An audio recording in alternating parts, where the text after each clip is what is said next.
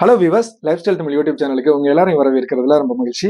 இன்னைக்கு இந்த வீடியோல எதை பத்தி பார்க்க போறோம் அப்படின்னா, நம்ம பயோமெட்ரிக் சம்பந்தமான ஒரு அப்டேட்டும், அதை தொடர்ந்து பாத்தீங்கன்னா இந்த NRTA, அதாவது நான் ரெசிடென்ட் தமிழ் அசோசியேஷன்ல அந்த வெப்சைட்ல அந்த அடையாள அட்டைக்கு அப்ளை பண்றது சம்பந்தமான ஒரு தகவல் தான். இதுல முதலாவது இந்த பயோமெட்ரிக் சம்பந்தமா சொல்ல வந்தது என்ன அப்படின்னா, நமக்கு தெரியும் அதாவது ஜூன் 1ஆம் தேதியோட முடிய இருந்த அந்த டெட்லைன் காலக்கெடு வந்து டிசம்பர் லாஸ்ட் வரைக்குமே தள்ளி வச்சிருக்காங்க. வெளிநாட்டவர்களுக்கு, குவைத் நாட்டவர்களுக்கு செப்டம்பர் அறிவிச்சிருந்தாங்க. ஆனா நமக்கு வந்து பாத்தீங்கன்னா டிசம்பர் லாஸ்ட் வரைக்கும் இருக்கு. அப்படி இருந்தாலும் இந்த ஜூன் 1 வரைக்கும் கொடுத்திருந்தப்ப நம்ம சொன்ன விஷயங்கள் என்னன்னா, கண்டிப்பா எக்ஸ்டெண்ட் வரும், இதுக்கு ஏதாவது பதில் கொடுப்பாங்க, அல்லது ஓபன் பண்ணி விடுவாங்க ஃபுல்லா அப்படின்ற மாதிரி சொல்லிக்கிட்டே இருந்தோம். அதுக்குண்டான பதில் கிடைச்சிருச்சு. அப்படியே அந்த ஜூன் 1க்கு அப்புறம் எடுக்கல அப்படின்னாலும் உங்களுடைய அந்த விசா ரினியூவலா இருக்கட்டும், லைசன்ஸ் ரினியூவலா இருக்கட்டும், கவர்மெண்ட் சம்பந்தமான டிரான்சாக்ஷன் எல்லாம் நிறுத்திடுவாங்க அப்படின்னு சொல்லியிருந்தாங்க. அதை தான் திரும்பவும் அந்த MOIல இருந்து, மினிஸ்ட்ரி ஆஃப் இன்டீரியர்ல இருந்து ஞாபகப்படுத்திட்டு இருக்காங்க. டிசம்பர் 1க்குள்ள எல்லாருமே சீக்கிரமா உங்களுடைய பயோமெட்ரிக் எடுத்துருங்க.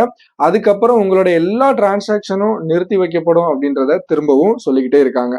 சோ இப்போ அவங்க சொல்லக்கூடிய காரணம் என்ன அப்படின்னா, உங்களுக்கான காலங்களை வந்து இன்னும் நீட்டிச்சிருக்காங்க.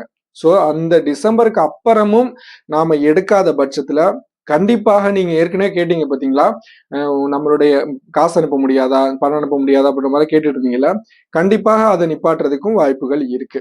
அதனால இந்த டிசம்பருக்குள்ள எல்லாரும் பயோமெட்ரிக் எடுக்கிறதுக்கு முயற்சி பண்ணுங்க. அதுக்கு இடையில ஊருக்கு போறீங்க வர்றீங்கன்னாலும் அதனால எடுத்துட்டு தான் போகணுமா அப்படின்ற இதெல்லாம் வேணாம் உங்களுக்கு. போறபடி போயிட்டே இருங்க. போகும்போது உங்களுக்கு எடுக்கலாம், அல்லது வர்றபடி வந்துகிட்டே இருங்க. நீங்க வரும்போது உங்களுக்கு கண்டிப்பாக எடுக்கலாம்.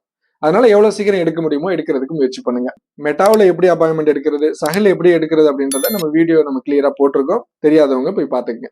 அதுக்கப்புறம் இந்த NRTA நம்ம வந்து அடையாள அட்டை வந்து வெளிநாட்டுல வாழக்கூடிய தமிழர்களுக்கு அடையாள அட்டை வழங்கக்கூடிய அந்த தமிழக அரசுடைய அறிவிப்பை தொடர்ந்து பாத்தீங்கன்னா, அது விளக்கமான ஒரு வீடியோ நம்ம போட்டிருந்தோம். அது எப்படி அப்ளை பண்றது, அதனால என்ன பயன்கள், என்ன கிடைக்கும் அப்படின்னு, அந்த மருத்துவ காப்பீடு சம்பந்தமாகும். ஆனா இந்த அடையாள அட்டை கிடைச்சது, அதுல உறுப்பினருக்கு ஆனதுக்கு அப்புறம் தான் நம்ம வந்து மருத்துவ காப்பீட்டுக்கு அப்ளை பண்ண போறோம். சோ இதுல இருந்து அதுக்குண்டான இது நம்ம அப்ளை பண்ணி காமிச்சிட்டோம். அதுக்குண்டான அப்ரூவல் வெயிட்டிங்லேயே தான் இருக்கு. வெயிட்டிங் ஃபார் டிபார்ட்மெண்ட் அப்ரூவல்னு இருக்கு.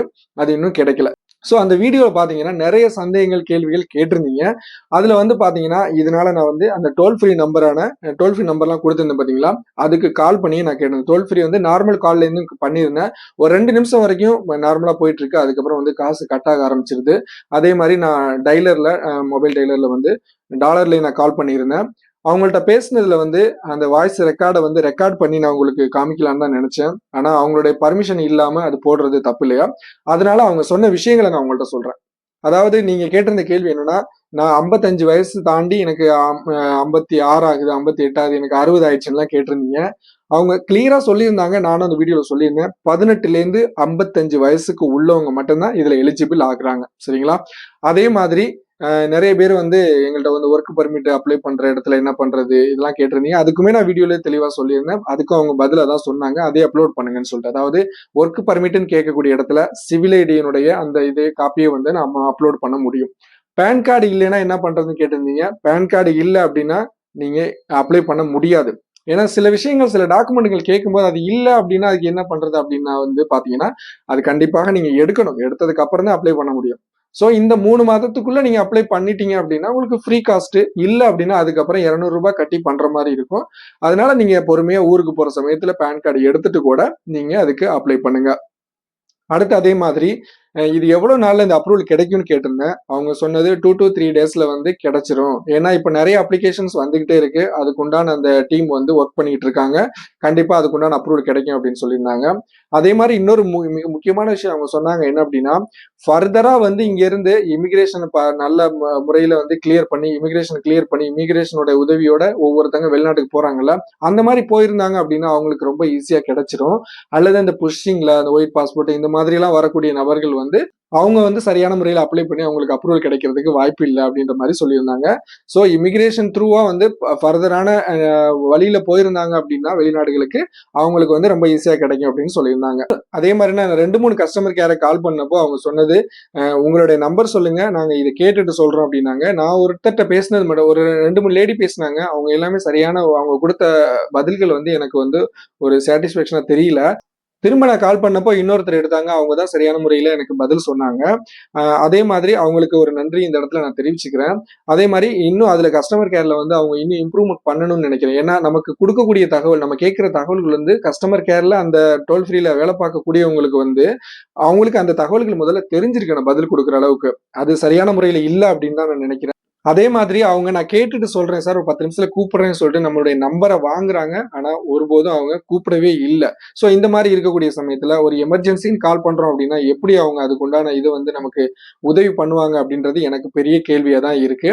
ஸோ இதெல்லாமே நான் பேசினது எல்லாமே உங்களுக்கு வாய்ஸ் ரெக்கார்டா போடணும்னு தான் நெனச்சேன். ஆனா அவங்கள்ட்ட கேட்டேன். நான் இந்த மாரி யூடியூப் சேனல்ல இருந்து தான் பேசுறேன்.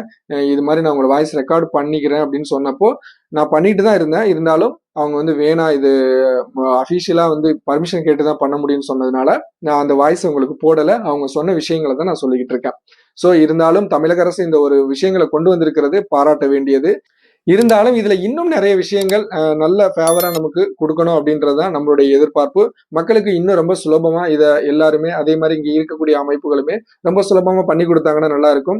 அத நீங்களே சொந்தமா சுலபமா நீங்க வந்து ரொம்ப ஈஸியா பண்ணிக்கிறதுக்காக தான் நாமளும் இந்த முயற்சியில இந்த இத எப்படி பண்றது அப்படின்ற வீடியோ போட்டிருக்கோம். அத பாருங்க. இந்த தகவல் வந்து உங்களுக்கு ரொம்ப கிளியரா இருந்திருக்கும். உங்களுக்கு ஒரு புரிஞ்சிருக்கும்னு நெனைக்கிறேன். அப்படி இதையும் மீறி உங்களுக்கு சந்தேகங்கள் இருக்கு அப்படின்னா, நான் திரும்பவும் ஸ்கிரீன்ல அந்த நம்பர குடுக்கிறேன். நீங்க எல்லாரும் கால் பண்ணி உங்களுடைய சந்தேகங்கள நேரடியா கேட்டு தெரிஞ்சுக்கிறீங்க. இல்லைன்னா அவங்களுடைய வெப்சைட்ல அதுக்கு உண்டான எல்லா கேள்விகளுக்கு உண்டான பதில்களும் அதுல இருக்கு. பார்த்து கேட்டு தெரிஞ்சுக்கிறீங்க.